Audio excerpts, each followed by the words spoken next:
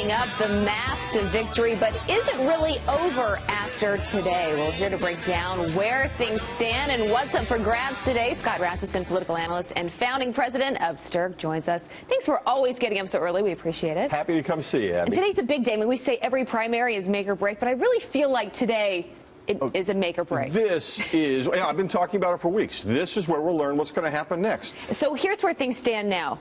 Yeah. Obviously, Trump in the lead, 996, Cruz 565, Kasich 153. And Abby, I think the thing to look at in these numbers is we talk about delegate counts like they're runs in a baseball game. That's not really the case. There's a lot of fluidity in this. There was some news that Ted Cruz has pledged unbound, but pledged delegates in North Dakota are looking at how well Trump is doing, and they might switch. So that's the crazy thing about unbound delegates. That's right. These numbers can shift depending on what's happening next. All right, there we go. All right. Up for grabs today, Indiana, 57. 57 delegates, 30 go to the statewide winner, 3 each to the winner of 9 congressional districts. That means whoever wins is going to come out with a big delegate haul. So let's assume that Donald Trump, he's ahead, 16 points latest polls. Let's assume that he wins Indiana today. What does that mean for the states coming up? Oh, look, if Donald Trump wins today, the race is over. He is the presumptive nominee. That's because he is going to win all kinds of states down the stretch with all sorts of delegates. I'm assuming he'll get 51 delegates today. He could lose in Nebraska next week. That's been the assumption, but there is a momentum factor. All of a sudden, if Donald Trump is winning, maybe even these states that look like they're going for Cruz, these 3 states right in here, all heading for Ted Cruz right now, that could switch.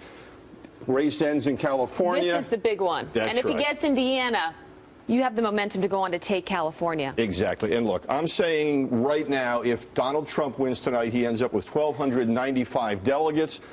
But because of the momentum factor and other things, he could be even higher. Might get as close to the 1,400 numbers he's been talking about. That's what he's been talking about. Right. So he could still get 0 in some of these Midwestern states and come out just fine. These are all winner-take-all states. We've long assumed that they're Ted Cruz territory, but nothing is certain after tonight. Well, and New Jersey's winner-take-all as well. And that would be huge for Donald Trump. Let's assume it's not as likely. Let's assume that Ted Cruz, anything can happen at this point. Let's assume that he takes Indiana today. Yeah, the prediction markets are telling us that it's about a 5% chance that Ted Cruz wins. But the first thing that happens is Indiana. Okay. 51 delegates go to Ted Cruz.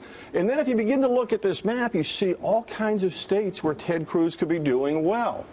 He would win South Dakota, Nebraska, Montana. He could conceivably, now again, this is a big stretch. California, the biggest of all.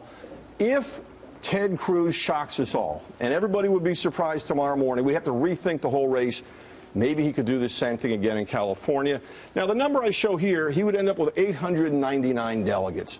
But that's not really the big number. What will be happening? What does that mean? Well, that would mean he'd be kind of, better off than he is today, but not great. But if you look at this map, he would win between 6 and 8 of these states. The only places where Donald Trump would win would be West Virginia and New Jersey. Washington and Oregon could be close.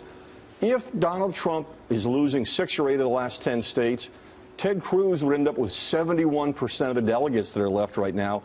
And a lot of those people we talked about switching up front, well, they might go back in the other direction. Ted Cruz would end up within 200 delegates. It would be a contested convention. So this number right here, 899, that would mean a contested convention. That is not what Donald Trump wants. Exactly right. And again, this is making the big assumption that Ted Cruz wins tonight. If he does, we could very well see a contested convention. This is what he is hoping for, and this is all about momentum after what happens today in Indiana. Exactly right. Scott Rasmussen, thanks for breaking this down. We appreciate it. Thanks, Abby. Super helpful.